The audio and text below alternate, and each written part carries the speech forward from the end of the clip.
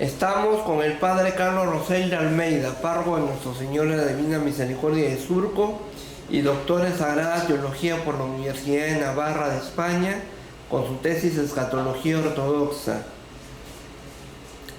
Hoy vamos a hablar sobre los sacramentos. Padre, ¿qué son los sacramentos y cuáles son? Los sacramentos son signos sensibles instituidos por Cristo, confiados a la Iglesia, por donde viene la gracia. Son signos sensibles, hay elementos visibles, instituidos por Cristo, vienen de Cristo, son confiados a la Iglesia celebra los sacramentos y a través de los sacramentos viene la gracia, la vida de Cristo. Los sacramentos son 7: bautismo, confesión, comunión, confirmación, unción de los enfermos, matrimonio y el sacramento del orden. ¿Qué se necesita para recibir los sacramentos? Cada sacramento tiene su condición y el primer sacramento que debemos recibir es el bautismo. O sea que cada sacramento implica unos requisitos, pero lo primero que debemos recibir es el bautismo. ¿Para qué fueron instituidos por Cristo los sacramentos? Los sacramentos han sido instituidos por Cristo para que tengamos la vida divina. Nos hacen participar de la vida divina, es decir, nos comunican la gracia, la vida en Cristo. ¿En qué momento fueron instituidos por Cristo los sacramentos? ¿Cómo así fueron instituidos por Cristo? Eso depende de cada sacramento. Por ejemplo, Jesús instituye el bautismo cuando dice: bauticen en el nombre del Padre y del Hijo y del Espíritu Santo. Mateo 28:19. Jesús instituye la confesión cuando, resucitado, sopla el Espíritu Santo sobre los apóstoles y les dice: reciban el Espíritu Santo, a quienes perdonen los pecados les quedan perdonados, a quienes se los retengan les quedan retenidos. Juan 20, 22, 23. Jesús instituye la Eucaristía en la última cena. Tomó pan y dijo: tomad y comed, esto es mi cuerpo. Tomó el cáliz con el vino y dijo: tomad y bebed, esta es mi sangre. Pueden leer ustedes los relatos de la institución en Mateo, Marcos y Lucas. ¿Cuáles son los frutos de los sacramentos? Depende de cada sacramento. Por ejemplo, el bautismo borra el pecado original, nos hace hijos de Dios, cristianos, miembros de la Iglesia y cristianos católicos. Esto es importante decirlo. Y además el bautismo hace en nosotros que adquiramos la condición más importante, la de hijos de Dios. Por eso es importante saber los 4 efectos del bautismo. Borra el pecado original, nos hace hijos de Dios, cristianos y miembros de la Iglesia Católica. La confirmación trae una plenitud de lo recibido en el bautismo. Nos une más a Cristo, nos une más a la Iglesia, recibimos una nueva fuerza del Espíritu Santo para ser apostolado. La comunión es la mayor comunión, valga la redundancia, con Cristo en la tierra. La Eucaristía es lo máximo, recibimos al mismo Jesús en nuestro corazón, el cuerpo, la sangre, el alma y la divinidad de nuestro Señor Jesucristo. La confesión borra los pecados, sobre todo los pecados mortales, por eso quien ha cometido pecado mortal tiene que confesarse. La unción nos une con Cristo en la cruz. La unción de los enfermos es lo propio para aquellos que tienen la edad avanzada o están sufriendo los achaques de la edad o tienen una enfermedad grave. Gracias a la unción de los enfermos, el enfermo se une a la cruz de Cristo, recibe paz, recibe fuerza para sobrellevar la enfermedad. También la unción de los enfermos borra los pecados graves si es que el enfermo no ha podido confesarse. El sacramento del orden hace que un varón se constituya ministro de Cristo, está ungido por el Espíritu Santo, el ministro sagrado, para predicar la palabra de Dios y celebrar los sacramentos. Y el matrimonio hace posible que entre el varón y la mujer se forme el vínculo conyugal, de modo que el varón y la mujer son uno con una hasta que la muerte los separe. ¿Cuál es el fruto personal? Cada sacramento trae su fruto personal. Se habla de la gracia sacramental, por eso hay que valorar todos los sacramentos. Pero repito, el primer sacramento es el bautismo. mediante el bautismo viene la gracia. Y el mayor encuentro con Jesús se da en la comunión eucarística. ¿Cuál es el fruto eclesial? El fruto eclesial viene a ser que todos los sacramentos contribuyen a la edificación de la iglesia. San Buenaventura habla de los sacramentos en clave eclesial. Dice San Buenaventura que la iglesia es el ejército de Cristo. Entramos a ese ejército por el bautismo. Recibimos las armas por la confirmación. Los soldados se alimentan gracias a la Eucaristía. Si un soldado cae herido por el pecado, tiene que recibir la confesión. Si un soldado cae herido de muerte, tiene que recibir la unción de los enfermos. Si un soldado varón y una soldada quieren unirse, ir juntos, caminar juntos y traer soldaditos, está el matrimonio. Y para dirigir el ejército de Cristo, el sacramento del orden. ¿De qué modo se puede participar en el sacerdocio de Cristo? A través del bautismo, en primer lugar. Ahí tenemos el sacerdocio común. Todo bautizado tiene el sacerdocio común. Está llamado a ofrecer su vida a Dios por medio de Cristo. Y el sacerdocio ministerial, que viene por el sacramento del orden.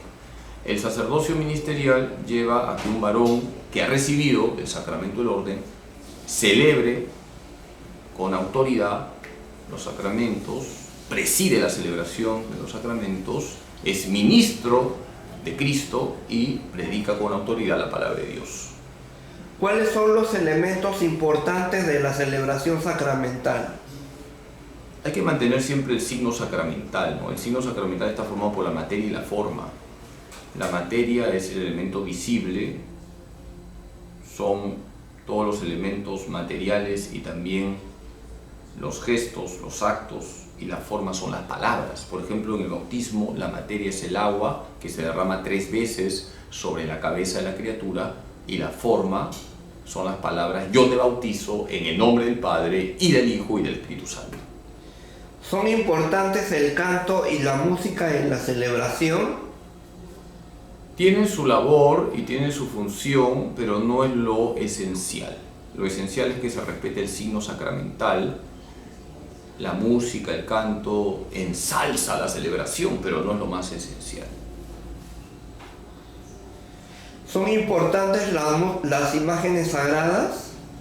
Son importantes porque nos ayudan a orar, pero tampoco es lo esencial. Es bonito cuando, por ejemplo, en un templo tenemos el crucifijo, la imagen de la Virgen, la imagen de San José. Todo eso nos introduce en un ambiente espiritual, pero no forma parte de la esencia de la celebración litúrgica. ¿Adora el cristiano las imágenes de Cristo, de la Virgen o los santos? De ninguna manera, que quede claro, y agradezco tu pregunta. Se adora solo a Dios. Adoración en griego es latría. Nosotros no podemos ser idólatras. Se adora solo a Dios. ¿Qué significa adorar a Dios? Que solo Dios es creador, solo Dios es salvador, solo Dios es santificador. Reconocer que Dios es lo máximo es adorar. Si yo adoro aquello que no es Dios, yo soy un idólatra. Primero Dios. A la Virgen Santísima la veneramos de una manera superior a los santos, y a los santos le damos una veneración simple. La veneración a la Virgen, que es superior a los santos, se llama hiperdulía. Y la veneración a los santos, a los ángeles y a las imágenes sagradas se llama simplemente dulía. Por lo tanto tenemos la latría, adoración a Dios, solo a Dios. La hiperdulía, veneración superior a María nuestra Madre. Y la dulía, o simple veneración, a los ángeles, a los santos y también a las imágenes sagradas. ¿Qué otras formas de piedad popular se viven en la iglesia? Tenemos las procesiones, tenemos la veneración de reliquias, tenemos el Vía Crucis. Son expresiones de fe, pero lo más importante que no se olvide, son los sacramentos. No es correcto decir, yo soy muy católico porque voy a todas las procesiones, pero no voy a misa, no me confieso, entonces tu fe anda flojita. Los sacramentos están por encima de las expresiones de religiosidad popular. ¿Cuáles son los sacramentos de iniciación cristiana? El bautismo, la confirmación y la Eucaristía. ¿Qué es el bautismo?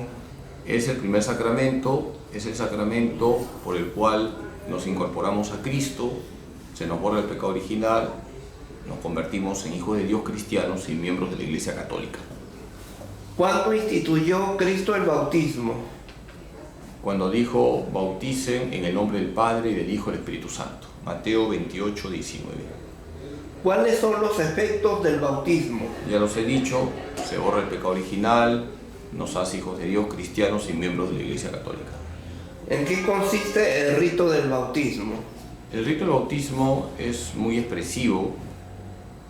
Por ejemplo, es muy importante que los padres y padrinos renuncien a Satanás, profesen su fe, luego se pasa al signo sacramental, se echa 3 veces agua en la cabecita de la criatura y se dice, yo te bautizo en el nombre del Padre y del Hijo y del Espíritu Santo.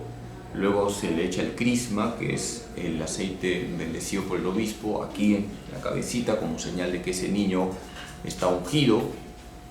Además se le coloca la vestidura blanca como expresión de que el alma de ese niño está limpia, pura.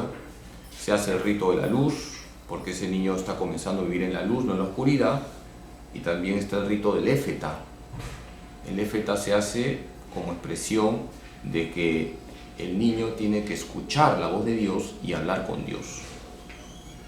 ¿Y en qué consiste el rito del éfeta? ¿De qué se Éfeta en trata? arameo es que se abra. Jesús se encontró con una persona sorda y que tenía dificultades para hablar. Jesús le tocó los oídos, la boca, dijo éfeta, y este hombre comenzó a oír y a hablar bien. Y el sacerdote a la criaturita que ha bautizado le toca los oídos, la boca, y dice éfeta, como expresión de que ese niño tiene que escuchar la palabra de Dios, porque los papás y los padrinos le van a hablar de Dios y tiene que hablar con Dios, porque los papás y los padrinos le van a enseñar a rezar, a hablar con Dios.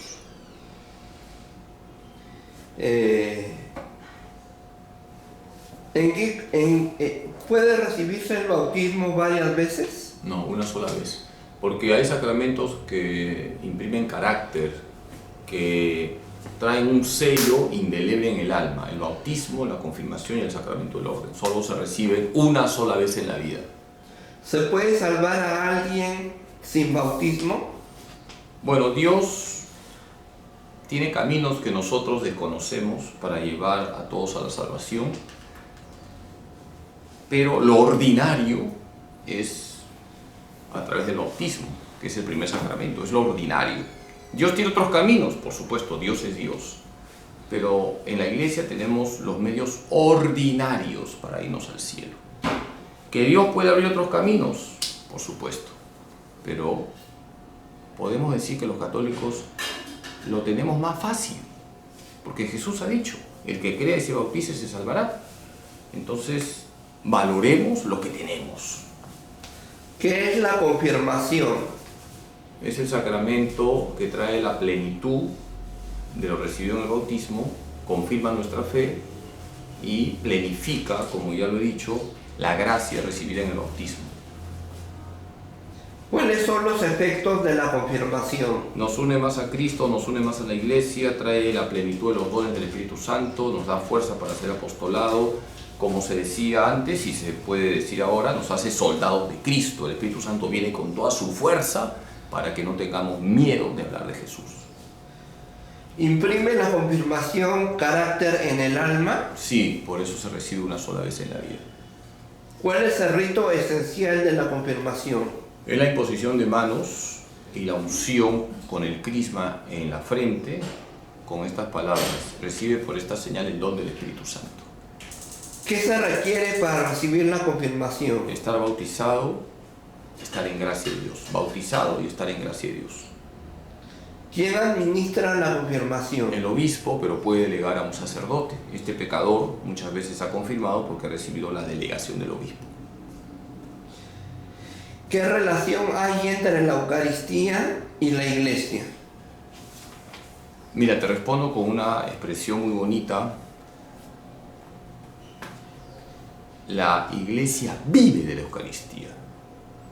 La Iglesia desaparecería si no se celebrara la Eucaristía, porque la Eucaristía es Cristo y la Iglesia vive de Cristo.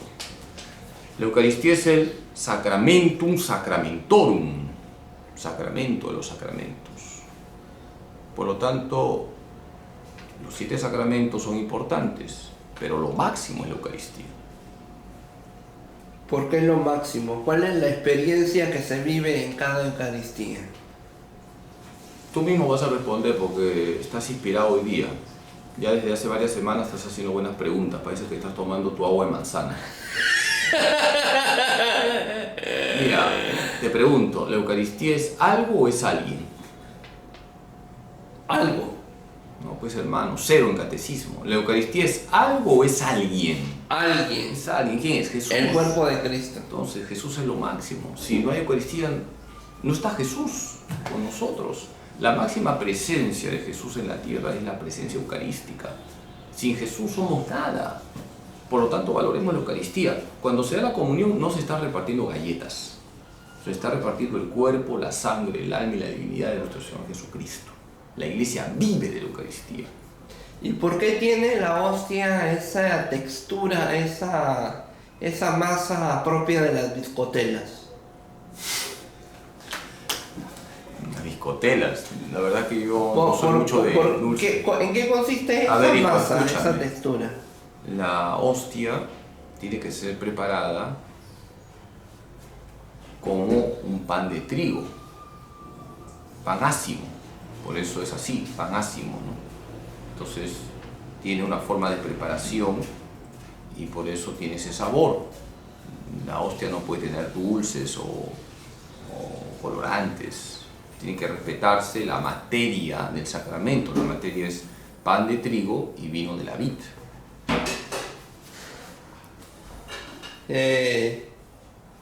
¿Cómo se manifiesta el carácter sacrificial de la Eucaristía?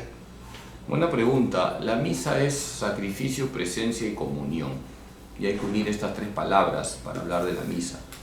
Porque en cada misa, en cada celebración eucarística, se actualiza el sacrificio de Cristo. No se repite, se actualiza. Se hace memorial. Memorial es una palabra muy bíblica, que me lleva a una palabra hebrea, sácar, sicarón, sácar, recuerdo que actualiza. No es un mero recuerdo, estamos trayendo un acontecimiento del pasado en el presente. Se actualiza el sacrificio redentor de Cristo en la cruz.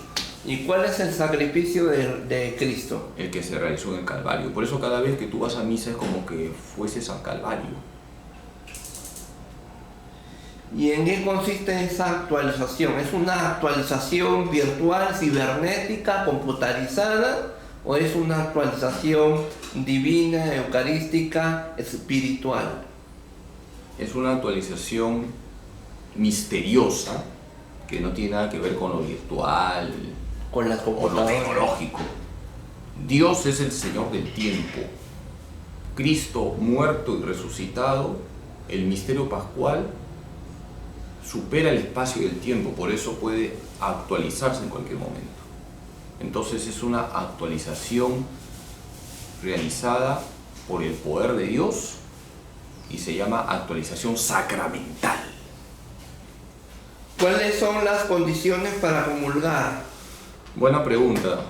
Te felicito porque hoy en día mucha gente se acerca a la comunión y no están debidamente preparados. Uno, estar en gracia de Dios, es decir, no tener pecado mortal. Saber a quién se va a recibir y haber guardado el ayuno eucarístico, es decir, no haber comido ni bebido 1 hora antes de la comunión. Son 3 las condiciones, siendo la primera la más importante. ¿Cuáles son los efectos de la comunión?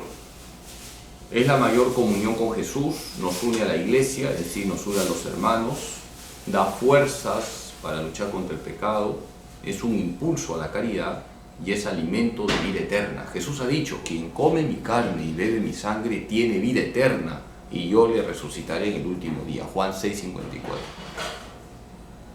¿Cuáles son los sacramentos de la curación? Son dos, el sacramento de la confesión y el sacramento de la unción de los enfermos. El sacramento de la confesión o sacramento de la reconciliación y el sacramento de la unción de los enfermos, que es un encuentro con Cristo médico. ¿Para qué sirven los sacramentos de la curación? Para curar el alma se enferma por el pecado, la confesión borra los pecados mortales, y en el caso del sacramento de la unción de los enfermos estamos hablando de una persona que tiene su salud deteriorada, y el sacramento de la unción de los enfermos es un encuentro con Cristo médico. ¿Qué es el sacramento de la penitencia? Es el sacramento de la reconciliación, el sacramento de la confesión, el sacramento de la conversión, el sacramento de la alegría, porque Jesús nos escucha, nos aconseja y nos absuelve. El sacerdote, luego de escuchar tus pecados, te dice: yo te absuelvo de tus pecados en nombre del Padre y del Hijo y del Espíritu Santo. ¿De qué actos se compone el sacramento de la penitencia?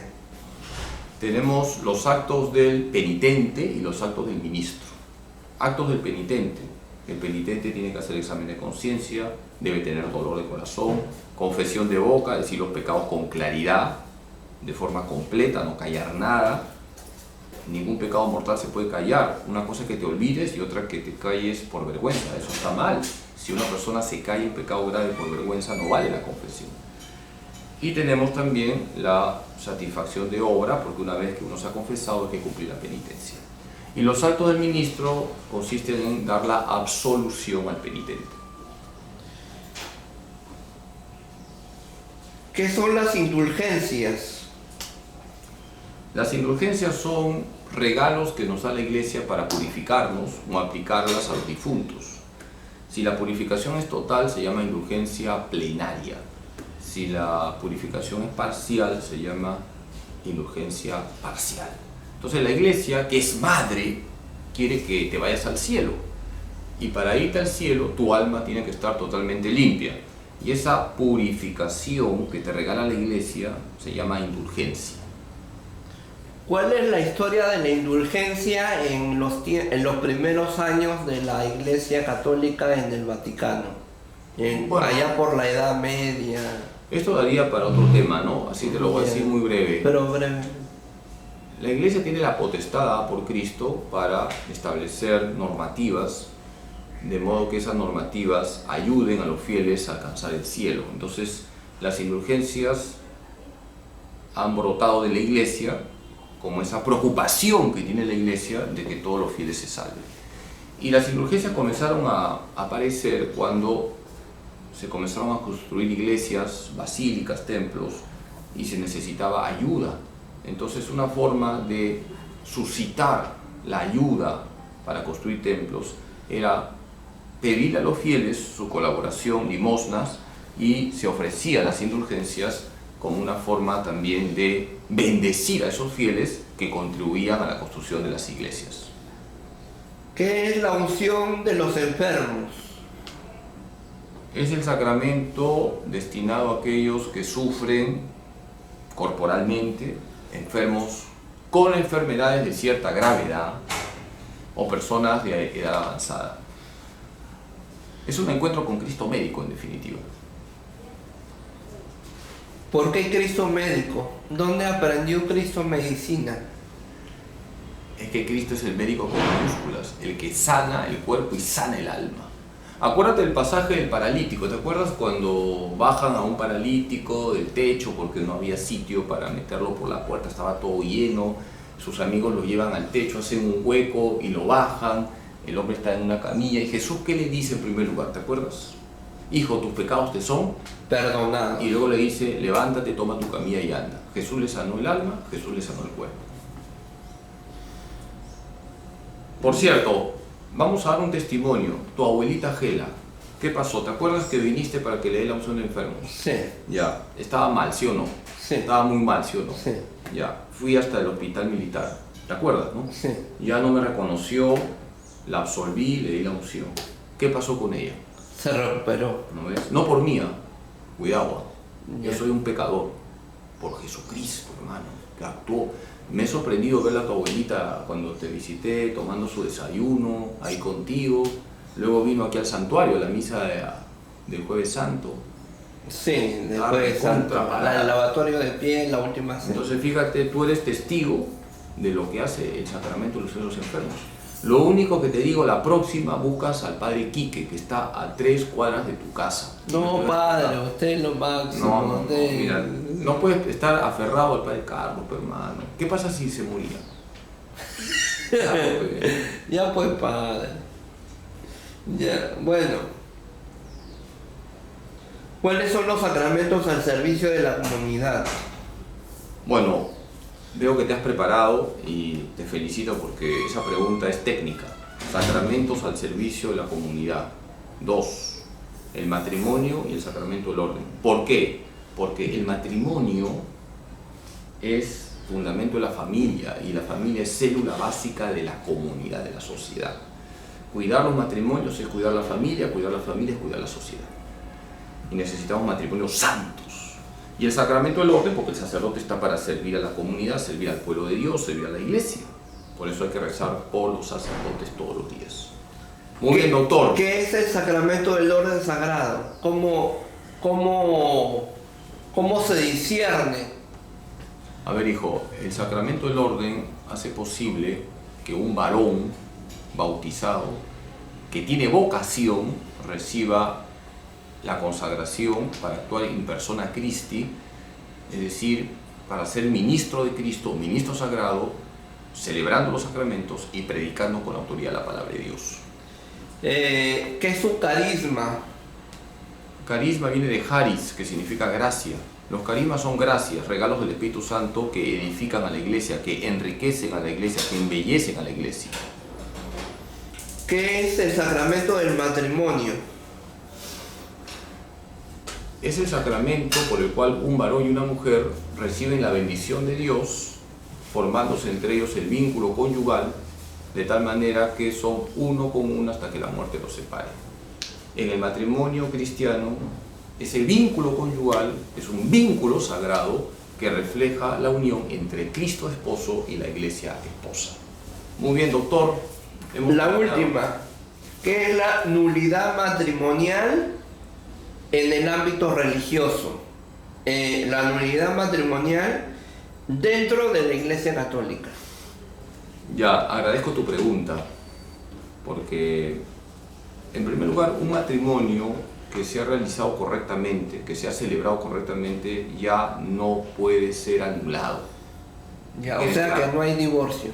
No hay divorcio. Pero tampoco hay nulidad matrimonial cuando el matrimonio se realizó correctamente, es decir, cuando hubo acto de consentimiento correcto. Pero si ha habido defectos en el acto de consentimiento, ese matrimonio no existió. Entonces la iglesia tiene que investigar y declarar que no existió. Se llama declarar la nulidad. Por ejemplo, Pepito y Pepita. Pongamos este caso. Pepito no le dice a Pepita que tiene una enfermedad psiquiátrica. No le dice. Se casan y luego aflora esa enfermedad al mes, a los 2 meses. Pepita tiene una causa para abrir un proceso de nulidad, porque si ella hubiera sabido que Pepito era rayado, seguramente no lo hubiera aceptado. Entonces hay una causa, un engaño, un dolo. Otro caso, Pepito y Pepita. Voy a poner siempre al varón como malo, ¿ya? Para que no me acusen de machista. Pepito se casa, pero con la intención de sacarle la vuelta a Pepita. Ahí ha habido un dolo también en el acto de consentimiento, un engaño, porque en el acto de consentimiento se promete fidelidad, pero ya Pepito está pensando adornar a Pepita al mes o a los 2 meses. Entonces ese matrimonio es nulo. Y tercer caso, y con esto termino ya. Pepito es homosexual y no le ha dicho a Pepita que es homosexual. Eso también es causa de nulidad. Entonces hay muchas causas de nulidad. Podrías hacer una entrevista muy buena sobre la nulidad matrimonial con el padre Lucho Gaspar, que es un especialista, es un tigre en derecho canónico. Bueno, Freddy... Padre, y para solicitar, pedir o acceder a la nulidad matrimonial, ¿se tiene que ir hasta el Vaticano? No. ¿O se tiene que ir al arzobispado de tu ciudad? Tienes que ir, en primer lugar, al obispado de la parroquia donde te casaste. O sea, si te has casado en una parroquia de la Diócesis de Lima, vas a la oficina, a la vicaría judicial de la arquidiócesis. Entonces, vas a tu jurisdicción, a tu diócesis. En cada diócesis, en principio, hay un tribunal eclesiástico y es ahí donde se abre el proceso, ¿ya? Gracias, doctor, tranquilo. Vamos a tener una entrevista contigo, no ahora, como avisé la vez pasada, plancha quemada. Estamos preparando un programa, Micrófono Abierto a la Fe, con Freddy Armando Romero. Y ánimo, sigue evangelizando.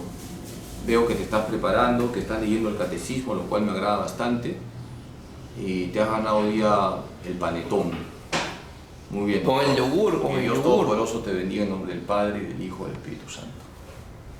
Fue el padre Carlos Rosel de Almeida, párroco de Nuestro Señor de la Divina Misericordia de Surco y doctor en Sagrada Teología por la Universidad de Navarra, España, con su tesis Escatología Ortodoxa para la Cámara de Freddy Armando Romero Paredes.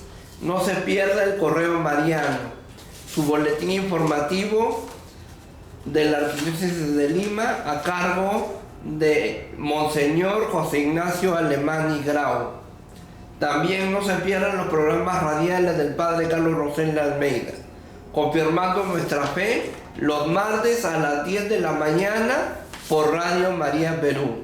Y los domingos el programa Hoy es el Día del Señor a las 9:30 de la mañana por Radio María Perú. Lo puedes sintonizar en la radio, en cualquier aparato o dispositivo de audio o de sonido. Lo puedes sintonizar en la página web de Radio María Perú, buscándola en Google o en otro navegador o buscador. Lo puedes sintonizar en el fanpage, en la página de Facebook de Radio María Perú, esa página de Facebook, ese fanpage con el logotipo de la Virgen en tonos turquesas, pasteles y celestes. También no deje de comprar, de regalar, de leer, de obsequiar los libros del padre Carlos Rosel de Almeida: Semillas de Misericordia, de Editorial Paulinas; El brazo que sostuvo a Dios, de Editorial Paulinas; y Los ratitos, como un ratito con la Virgen María, de Editorial Paulinas. De venta en librerías Paulinas, en librería San Pablo, en librería Santa Faustina del Señor de la Divina Misericordia de Surco y en la librería Salesiana de las primeras cuadras de la Avenida Brasil. Gracias, Padre. Amén, doctor.